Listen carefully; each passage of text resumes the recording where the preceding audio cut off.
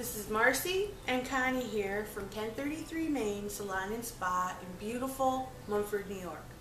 We got a little cute hairdo for you today, and you can see Connie's had a little prep work done, and I want to show you what I did, but I trust that you know how to braid, so I didn't feel like you need to watch that. I did put in a little braid at the top from a triangular section in the front, and then 2 braids on each side. And we're going to connect all these braids together.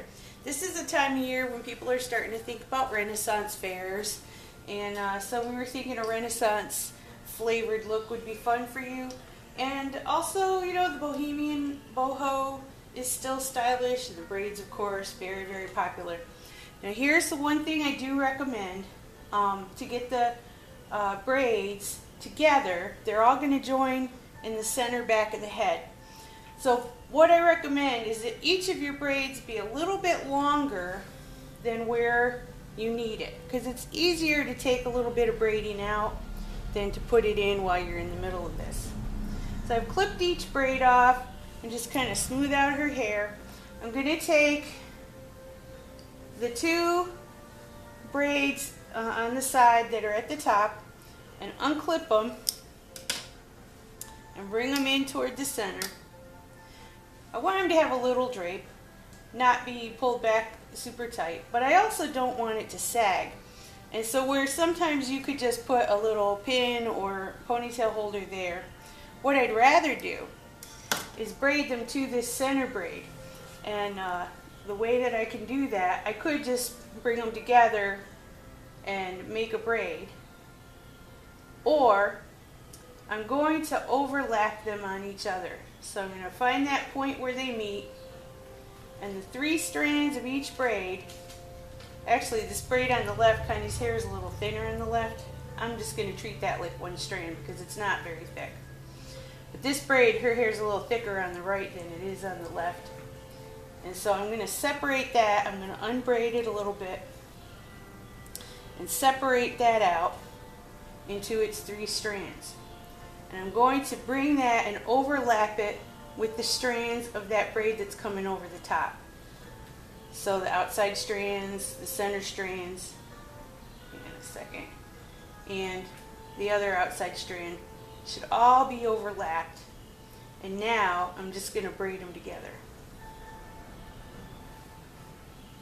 I'm going to bring it down through the center here.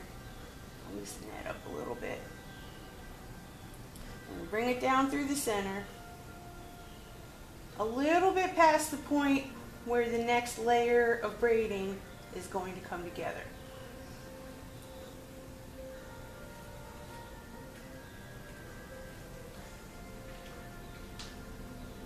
Just take a second.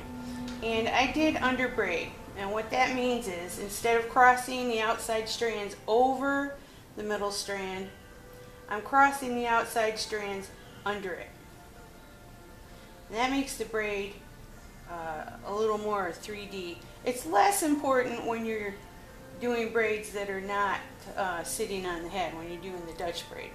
It's more of a distinction if you were doing a French braid, because when you do the under braiding, it'll sit up on top of the hair, whereas if you over braid it and cross your braids over the centerpiece, then it'll kind of hide the braid and you'll just see the weaving of the hair. Alright, so that's done. Now I'm going to take the 2 pieces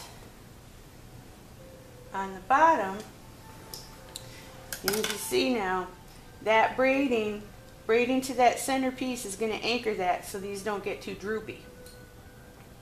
And now I'm going to bring these over into the center. If you want a drapey effect, absolutely keep a little bit less tension on them. If you want it to look tighter, then you can. I'm going to try a different technique here. If you want it tighter, you can pull it tighter with more tension. I should complete my sentences. I'm going to take the outside braid and match it to the outside strand of the braid in the middle. And this one, I'm going to cross it over the center and match it to the strand on the other side.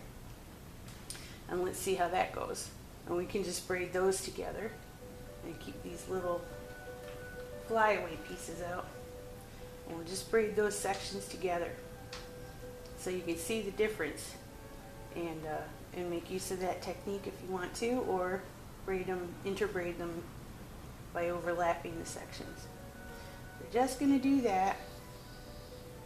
And you can, you can braid it down all the way if you want. You can just braid it a little bit of the way, and then seal it off and comb those ends in, and they should blend right in. You also can kind of experiment with how big a braid.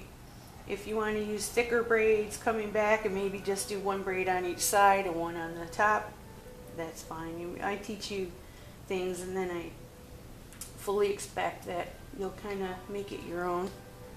Get a little piece of hair and braid it in. There we go. Alright, I'm going to bring this down to the bottom. I'm just going to tie it off right there.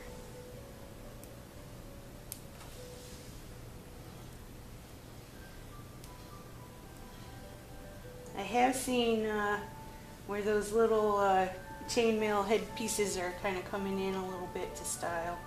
And this is a way of actually using your hair to do that. You can do that. If you want to pull a piece of hair around and pull it through, maybe to cover the rubber band, you can certainly do that.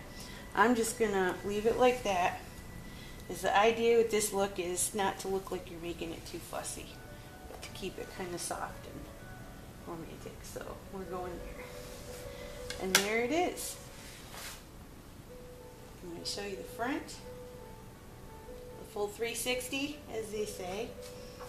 Now, you have another way to look great and feel great this summer. Thanks for watching. Oh, did you want to...